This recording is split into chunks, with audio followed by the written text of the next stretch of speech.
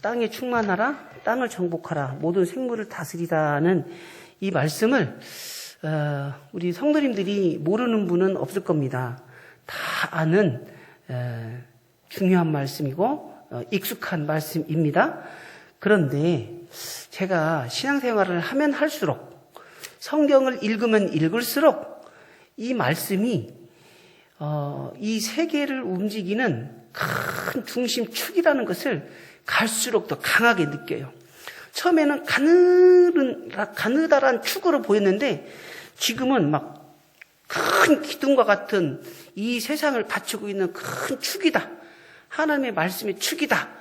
이런 생각이 자꾸 드는 거예요. 그래서 이 말씀을 결코 우리가 간과해서는 안 된다. 그런데 이 말씀이요, 우리 생활 속에 이렇게 뭐라 그럴까, 쉽게 딱 적용이 되거나 딱 이해되거나 이런 건 아니에요.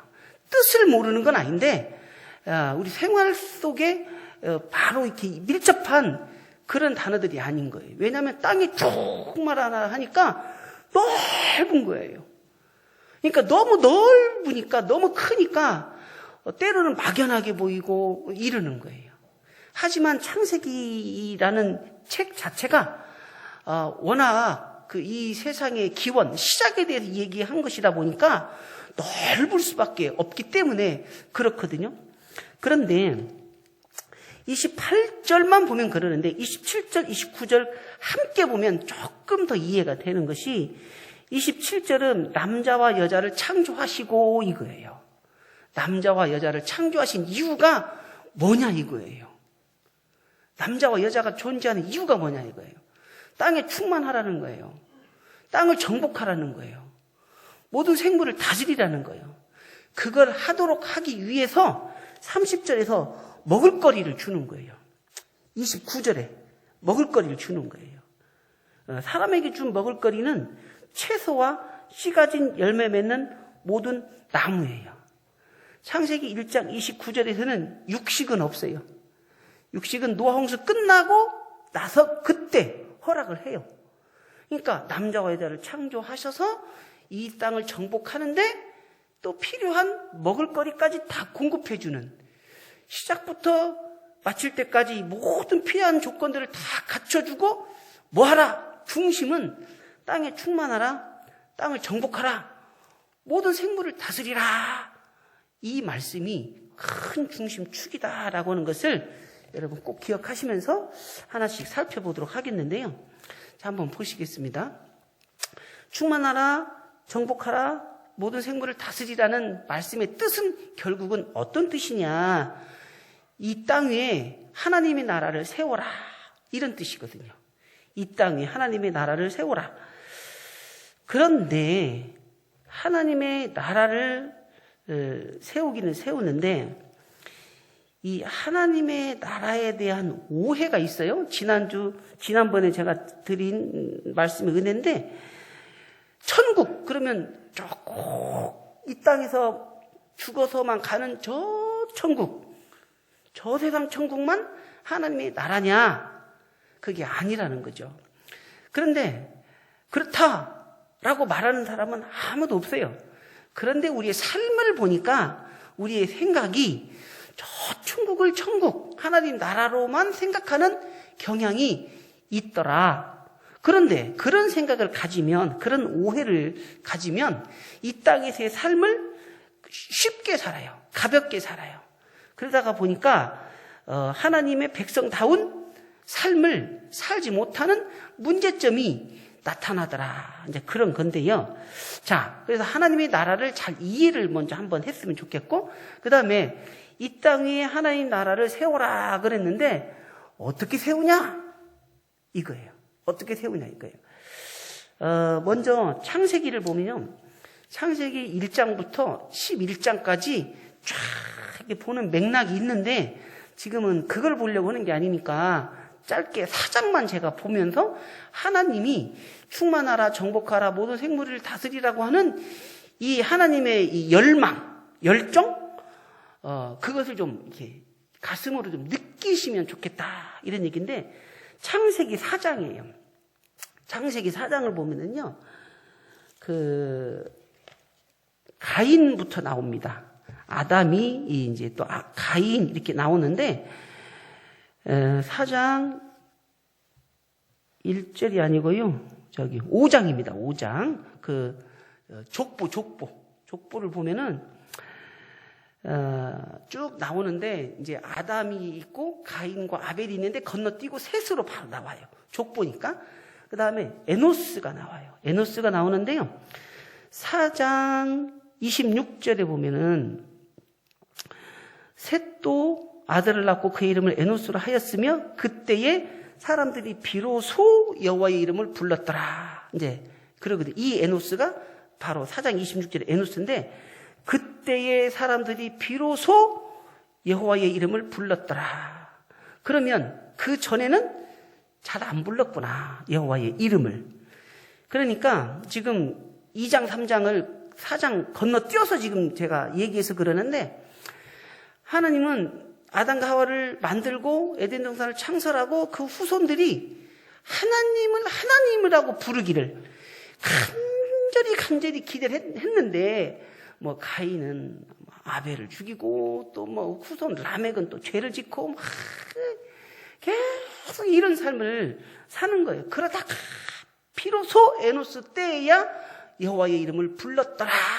이 말은 하나님의 마음이 간절한 거예요. 그렇게 오랫동안 기다렸는데 이제서야 비로소 여호와의 이름을 불렀더라는 하나님의 이 답답한 또 간절한 마음들을 우리가 느낄 수 있다는 거죠. 그래서 에노스, 게난, 쭉쭉 이렇게 나갑니다. 이렇게 해서 노아까지 나옵니다. 그런데 여기에서 제가 보자고 하는 것은 뭐냐면요. 5장 6절 한번 보실래요? 6절부터 8절까지가 셋의 삶인데요. 셋은 105세에 에노스를 낳았고 그 다음에 에노스를 낳은 후 807년을 지내며 자녀들을 낳았으며 그는 912세를 살고 죽었더라. 이 세 절인데요. 한 사람당 똑같이 세 절씩 쭉쭉쭉 나가거든요. 그런데 이 세 절에서 가장 많이 쓰이는 단어가 뭘까요? 중복된 단어. 예? 자, 보세요. 나중에 성경 한번 창세기 5장 보세요. 이상해요. 낳았고, 그 다음에 뭐예요? 낳은 후, 그 다음에 낳았으며, 그 다음 죽었더라. 이거예요. 이 당시 창세기 5장에서 한 사람의 수명은 500년, 600년, 700년, 800년, 900년 이렇게 갔어요. 7, 800년 이렇게 갔거든요. 근데 그 한 사람의 생애를 압축적으로 얘기할 때 핵심 단어가 낳고 나온 후 낳았으며 죽었더라 이거예요. 그런데 낳고 나온 후 낳았으며 이 낳았다는 말이 이렇게 중요할까요? 우리 생각에는 이게 이해가 잘 안 돼요. 누구나 다 낳고 누구나 다 낳는 거 뭐 얼마나 특별하다고 낳았고 나온 후 낳았으며를 반복적으로 얘기하냐고요. 그런데 그 뒤에 보세요. 다 5장 패턴이 다 그래요. 에녹만 안 그렇죠. 죽었더라가 없어요. 에녹만. 다 낳았고 나온 후 낳았으며 죽었더라. 여러분 이건 무엇을 뜻할까요? 하나님의 관심은 낳는 것에 있다는 거예요. 그런데 이 낳았다는 것에 관심이 있다는 이야기를 해석을 잘해야 돼요. 성경적 관점에서 해석을 해야 되는데 우리 유교적 관점, 혈통적 관점에서도 자녀를 많이 낳으면 좋죠. 누가 나빠요? 다 좋지요. 근데 하나님의 관심은 그런 관심이 아니에요. 그걸 뛰어넘어서서 후손들이 낳고 낳으면 그 후손들이 하나님 말씀 맡은 자가 되는구나. 하나님의 말씀의 통치를 받는 자이구나. 하나님 나라의 백성이구나. 여기까지 해석이 가야 되는 거예요, 사실은. 예. 그러니까 낳았다가 아니고 낳았으면 이스라엘 사람들은 당연히 가르치는 거예요, 말씀을. 낳았으면 그 아이는 무조건 말씀 맡은 자가 되고 무조건 말씀대로 사는 자녀가 되는 거예요. 그러니까 그건 말 안 해도 당연한 거예요. 이게 바로 하나님이 세우시고자 하는 하나님의 나라다. 이런 이야기입니다. 그러니까 하나님께서는 이 낳고 낳아서 이 세상에 땅에 충만하라, 땅을 정복하라 그랬잖아요. 하나님의 말씀의 통치를 받는 하나님의 사람들로 이 세상이 가득해지는 것을 엄청나게 기대하세요. 그걸 창세기 1장 28절에서 기록해 놓은 거예요. 우리가 그 뜻을 제대로 이해를 못해서 그럴 뿐이지 그렇다는 거예요. 이처럼 하나님 나라를 세우고자 하는 하나님의 열망, 지식이 아니에요. 지식을 뛰어넘어서서 하나님의 나라를 세우고자 하는 하나님의 이 열망을 우리가 가슴으로 품어야 돼요. 느껴야 돼요, 여러분. 예? 이게 창세기 1장의 말씀이기 때문에 굉장히 중요한 거예요. 그런데 아까도 잠깐 말씀드렸지만 이 하나님 나라에 대한 개념, 이해, 저 천국에 대한 하나님의 나라로만으로는 충분하지 않다는 거예요. 그러면 그게 틀렸냐? 아니에요. 틀린 거 아니에요. 맞은 거예요. 맞는데 지나치게 이 땅에서의 하나님 나라는 지나치게 소홀히 하고 꼭 저 천국만 강조를 하는 것은 균형이 맞지 않다라고 하는 겁니다. 그래서 이 땅에 하나님의 나라는 한 사람의 생명을 볼 때 또 예수님이 초림하셨고 재림하셨고 초림과 재림은 이 땅이잖아요.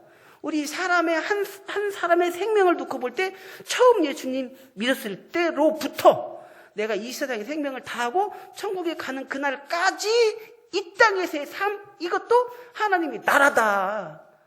이 하나님의 나라에서 우리는 하나님의 통치를 받아야 된다. 그리고 저 천국 가면 당연히 하나님 나라의 통치를 받지요. 그래서 이 땅에서부터 예수님을 믿는 삶의 시작부터 저 천국에 가서 영원히 살 때까지가 쭉 모든 것이 하나님의 나라였다라고 지난주에 말씀드렸는데, 이 하나님의 나라는 이미 우리 가운데 임했는데 아직 완성은 안 됐기 때문에 이해가 될 듯 안 될 듯 하는 이유가 여기에 있다라고까지 말씀을 드렸어요.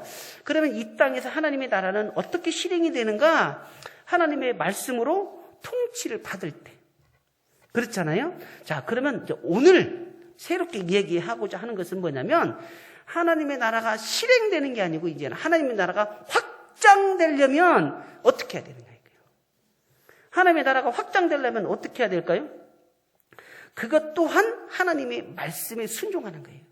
말씀의 통치를 받는 건데, 그러니까 실행은 믿는 내가 말씀의 통치를 받는 것을 강조했다면, 확장은 옆에 사람도 말씀의 통치를 받는 사람으로 확장시키는 거죠. 이게 바로 하나님 나라의 확장이다라고 말씀을 드리는 겁니다. 그러면 하나님의 말씀에 순종한다는 것을 다른 표현으로, 다른 말씀으로 한번 살펴보면 이렇게 표현할 수 있어요. 출애굽 레위기 11장 45절이죠. 나는 너희의 하나님이 되려고 너희를 애굽 땅에서 인도하여 낸 여호와라. 내가 거룩하니 너희도 거룩할지어다. 이렇게 말씀하셨거든요. 자, 이 말의 뜻은 거룩하게 살아라. 거룩한 삶을 살아라.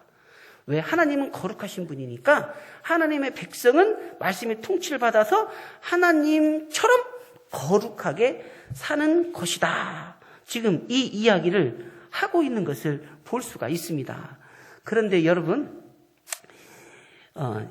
전도 얘기를 한번 해볼까요? 하나님 나라를 확장하려면 전도를 해야 되잖아요.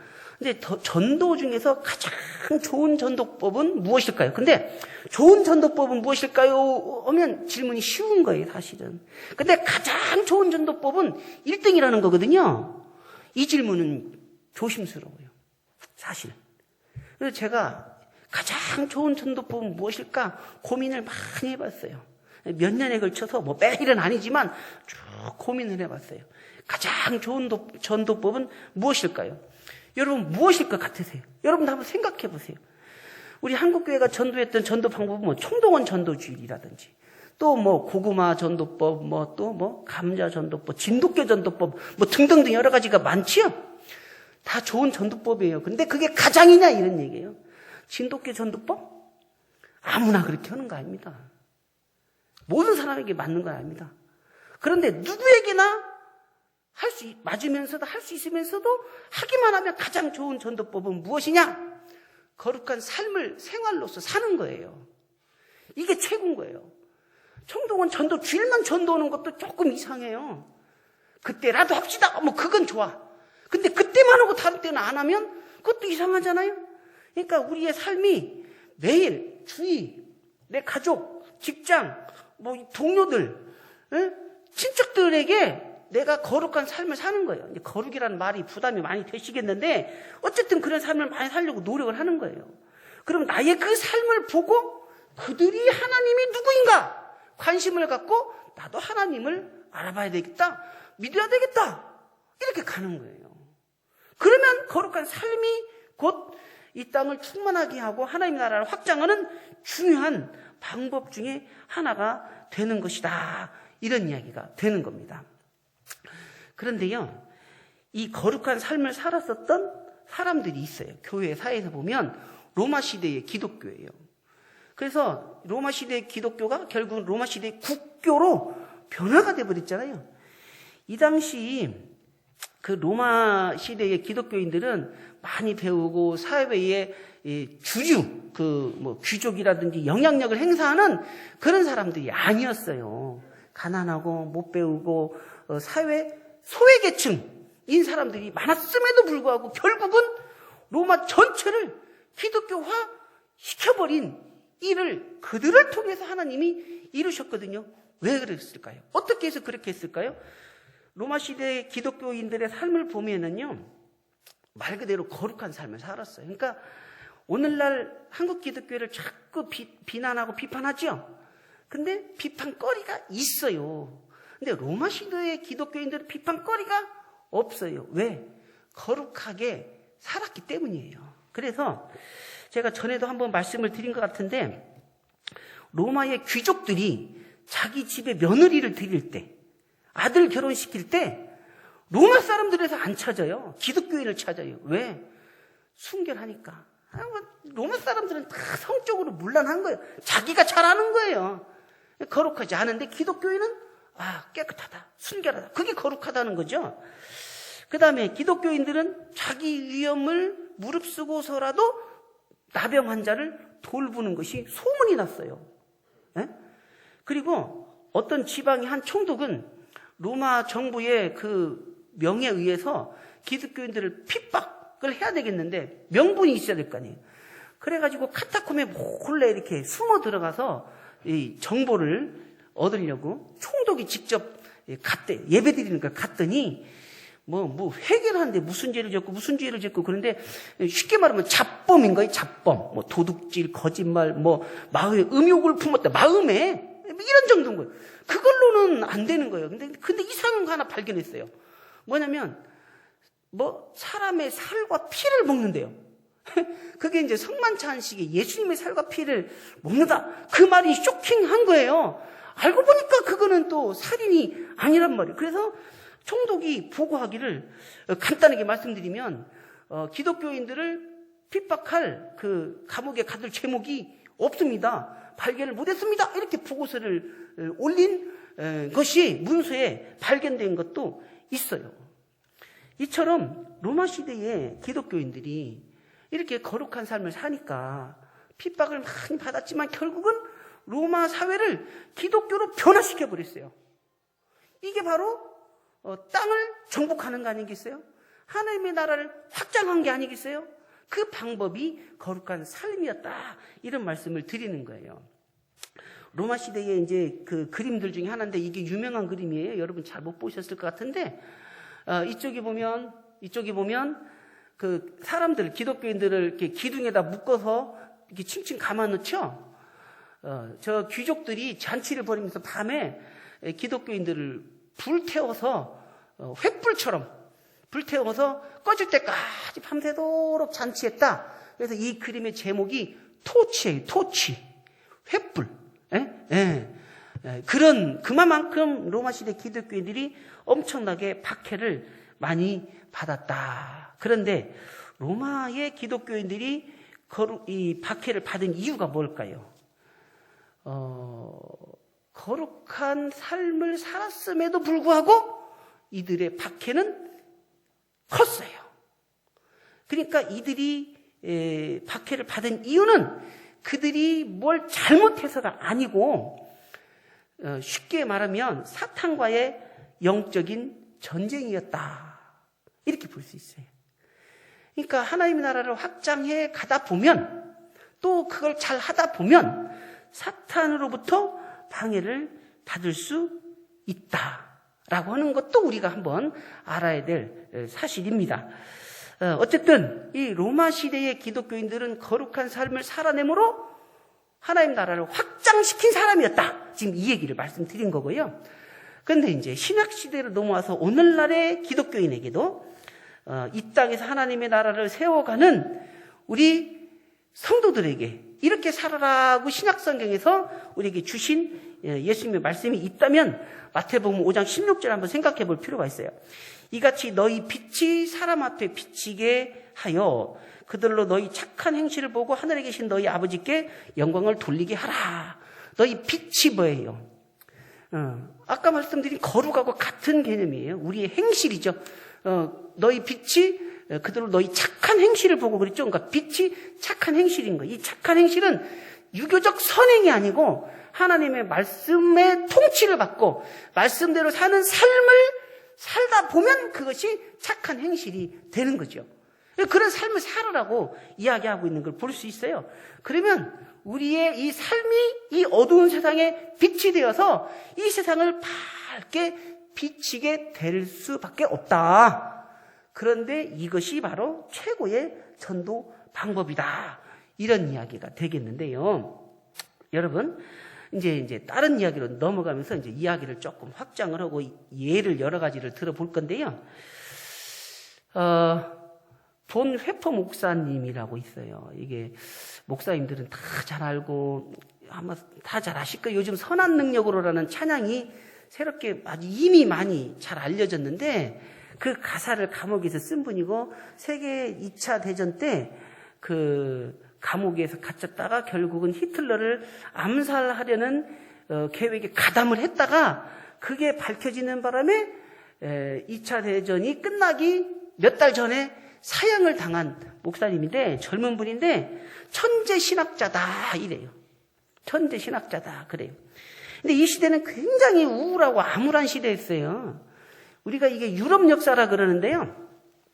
이때 2차 대전 유럽 나라끼리 독일하고 뭐 영국하고 이렇게 전쟁을 했잖아요.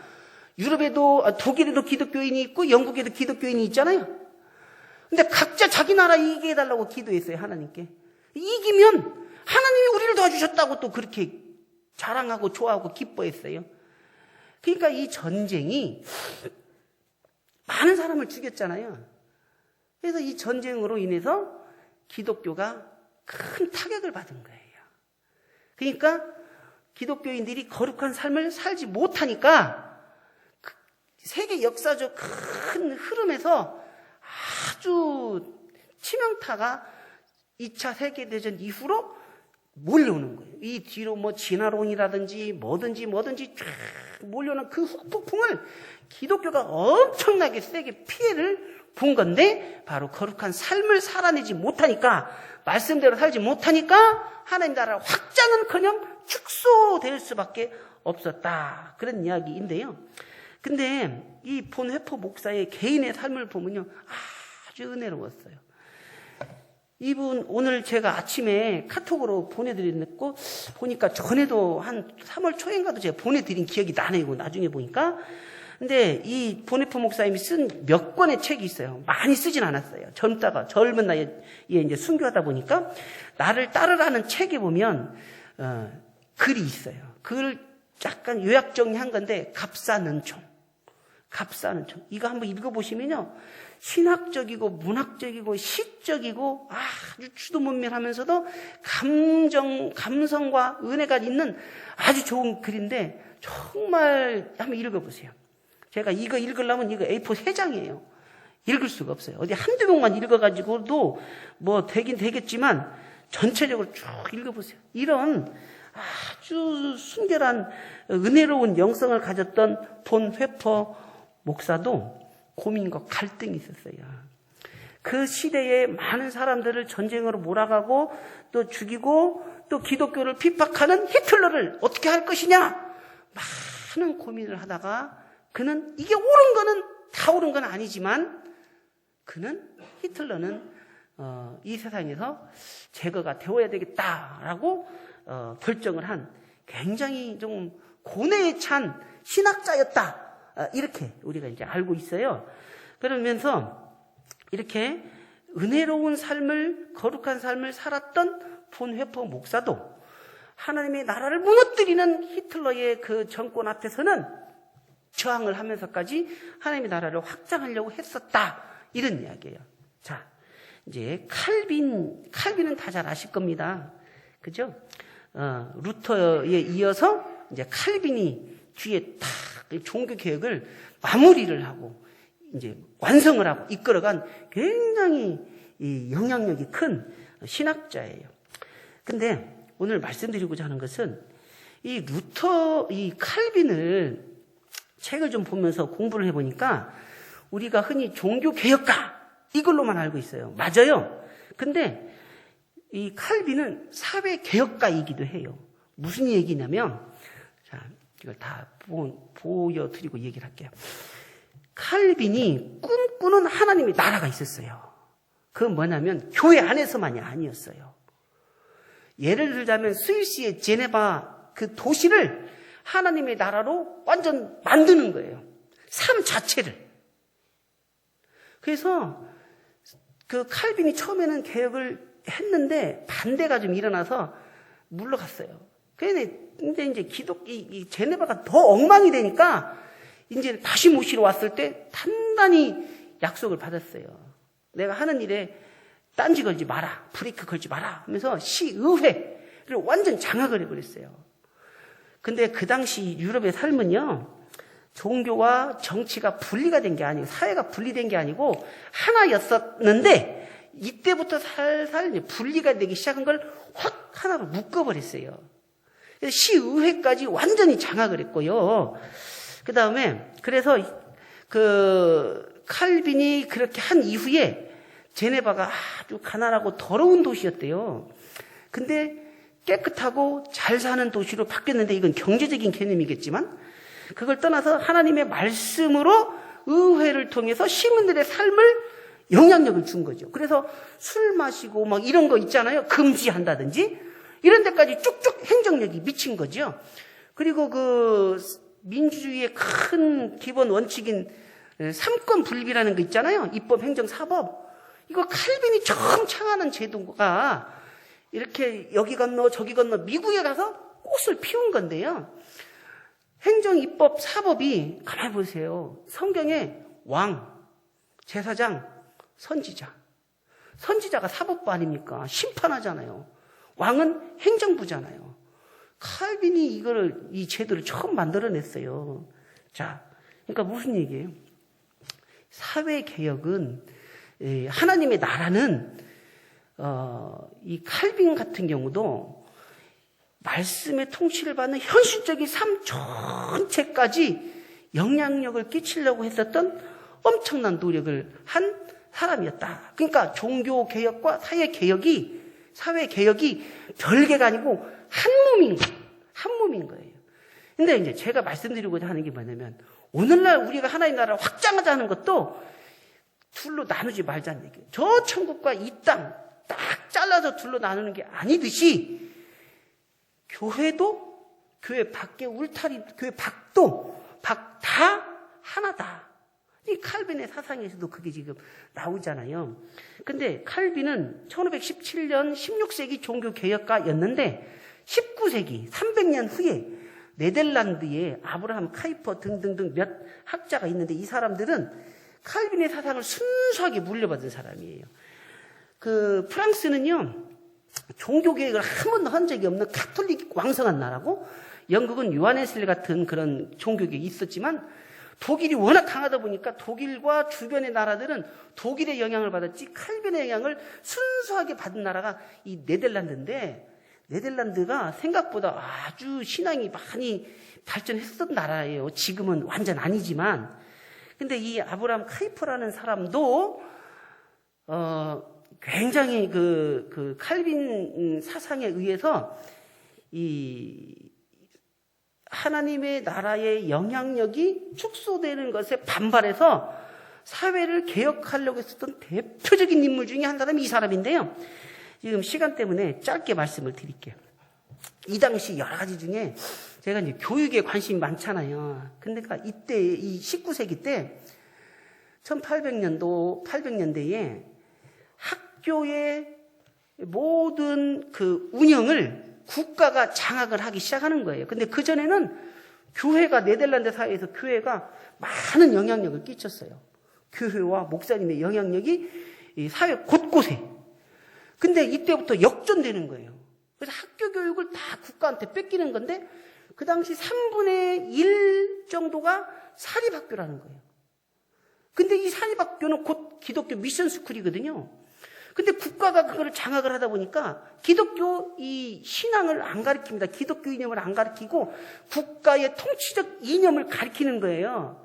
그러니까 아브람 카이퍼와 또 바벤크와 뭐 이런 칼비니스트들이 총동원해서 아주 그냥 이 학교에 대한 이 영향력을 다시 찾아오는데 엄청나게 노력을 했어요.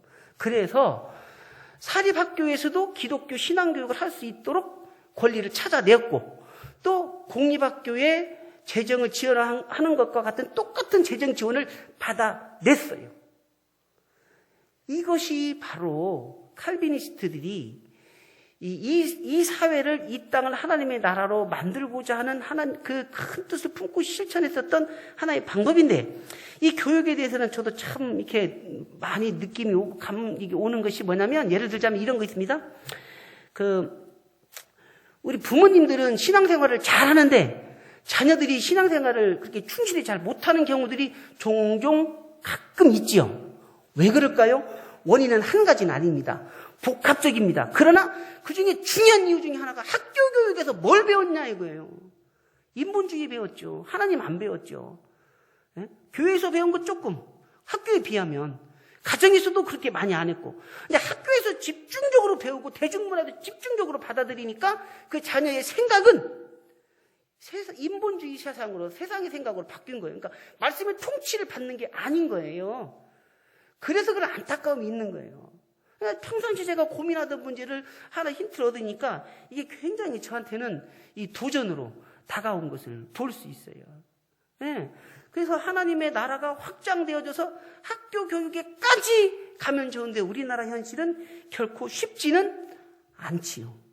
하지만 할 수 있다면 좋겠다라고 하는 기도의 제목은 생겼는데, 자, 제가 욕심이 많아서 설교를 좀 많이 준비하는 경향이 있어요. 요것만 봐봐요. 대한민국 건국 제헌국회, 여기 제헌국회가 저걸로 지금 가려졌는데요.